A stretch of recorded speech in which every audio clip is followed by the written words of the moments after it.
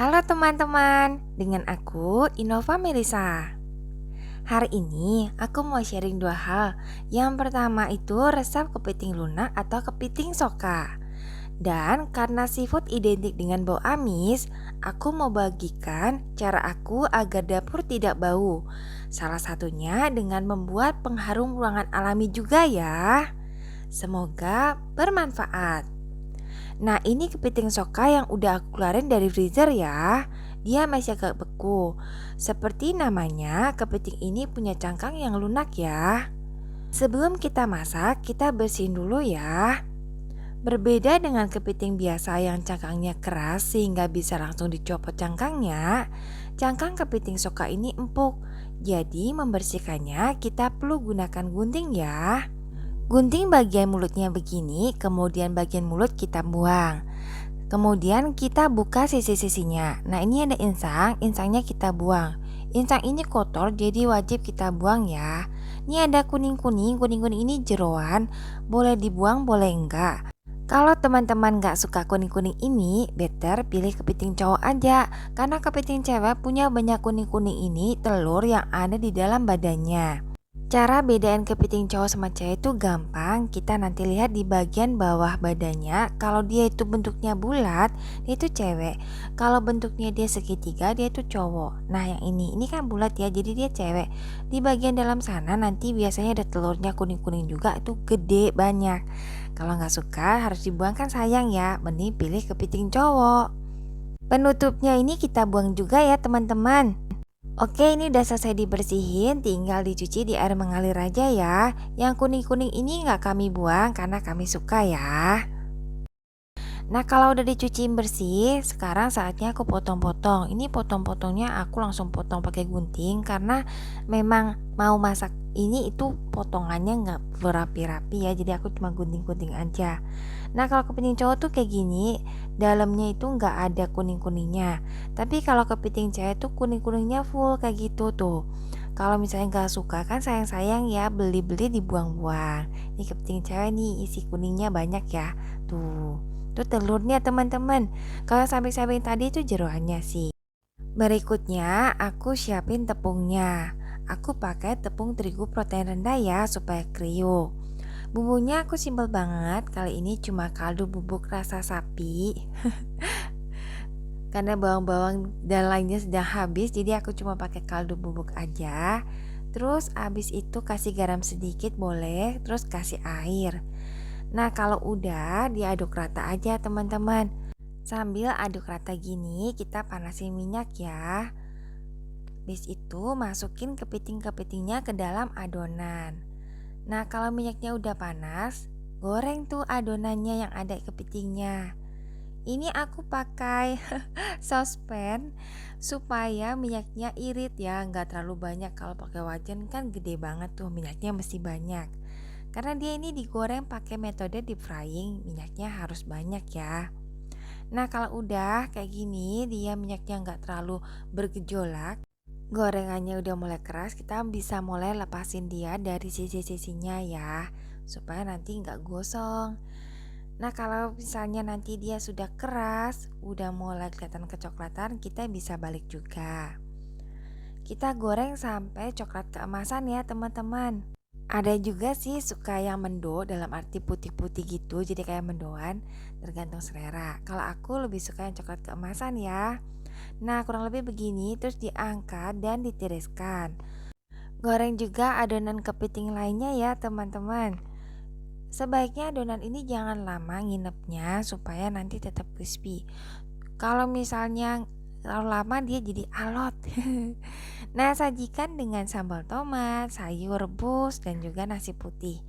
Enak banget ini. Jadi kita bisa makan sama cangkangnya sekaligus karena cangkangnya lunak ya teman-teman. Oke, biasanya nih kalau abis masak seafood gini terus dapur jadi bau amis ya. Biar dapur nggak bau, cara yang aku lakukan sebagai berikut.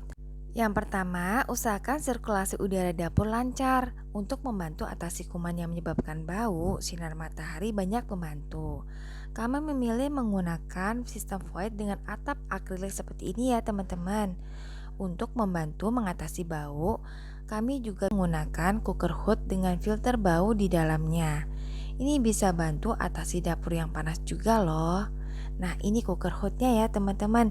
Dibuka kayak gini, dalamnya tuh ada filter bau sekaligus penyedot uap panas ke atas.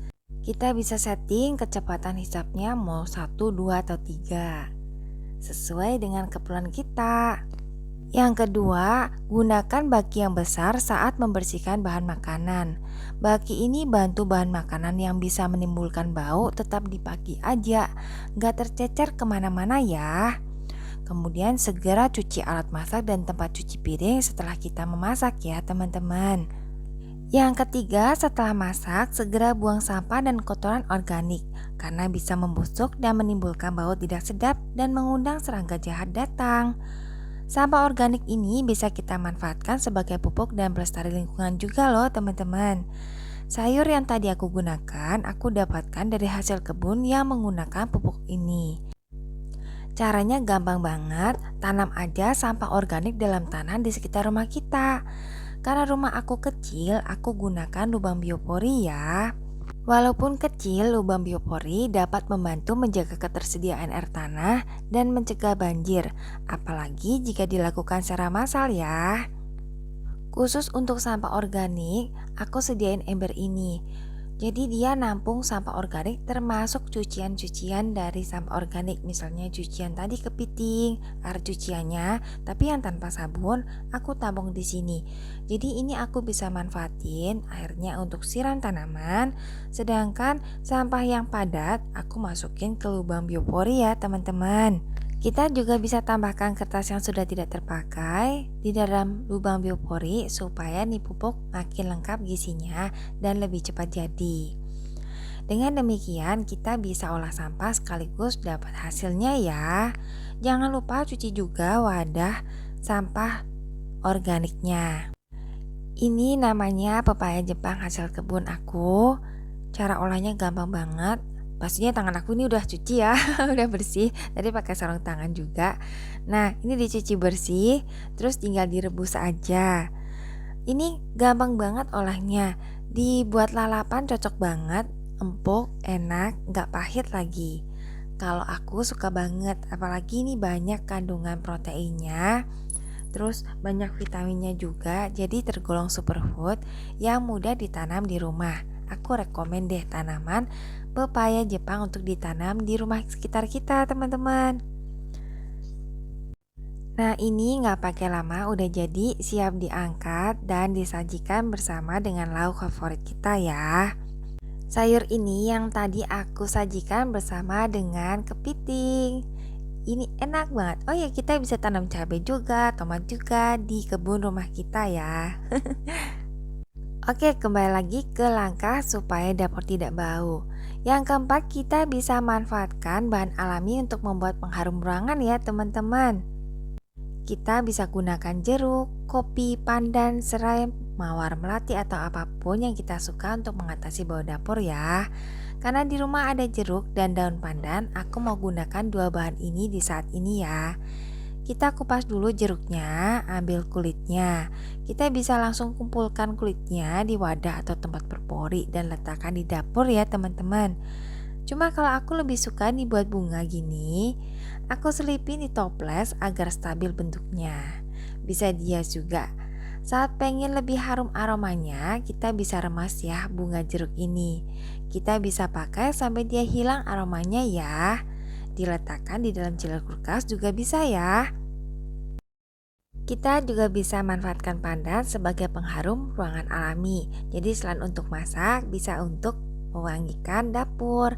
Kita ambil beberapa helai sesuai dengan keperluan kita. Kalau misalnya dapurnya gede, otomatis perlu lebih banyak. Kalau misalnya dapurnya kecil sih secukupnya aja ya.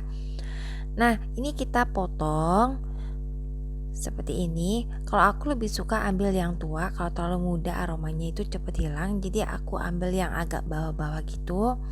Setelah itu aku cuci bersih ya teman-teman. Gak perlu pakai sabun, cuma yang penting debunya hilang aja. Terus dikeringin juga. Habis itu aku potong kecil-kecil tipis-tipis kayak gini.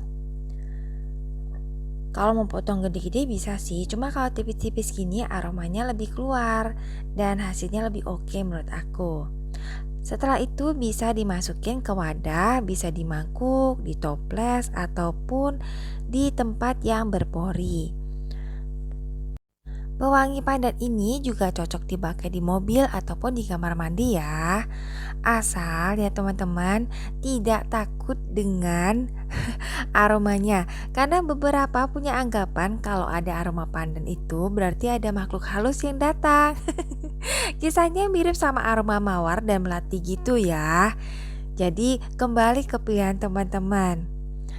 Oke, kayaknya hari ini sharing aku ini dulu. Terima kasih ya udah nonton video aku. Semoga bermanfaat. Sampai ketemu lagi. Dadah.